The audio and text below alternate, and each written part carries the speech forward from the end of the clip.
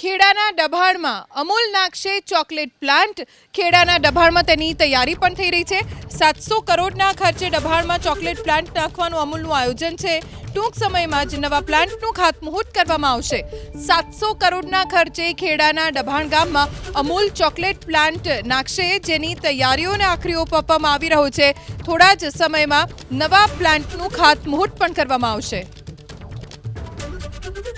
Chocolate plant અમારો જે મોગર છે એવો જ બીજો પ્લાન્ટ અહીંયા દાવડા દબાણની વચ્ચે નાખીશું. નાખવાનું મૂળ કારણ એ છે કે ચોકલેટનું પ્રોડક્શન અત્યારે ઓછું થઈ રહ્યું છે અને ચોકલેટ ખૂટી રહી છે. તો ચોકલેટ ખૂટે નહીં, ગ્રાહકોને સંતોષ આપવા અમે આ બીજો પ્લાન્ટ નાખી રહ્યો છે.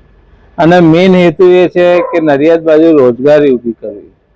કારણ કે અહીંયા બધા નેતાઓ થયા છે પણ એમને કોઈ રોજગારી મળે જિલ્લાને, પોતાના તાલુકાને, એવું કોઈ કામ નહીં કર્યું.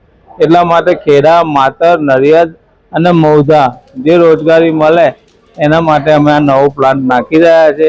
નવો પ્લાન્ટનું ખાતમુહૂર્ત ટૂંકા સમયમાં કરીશું.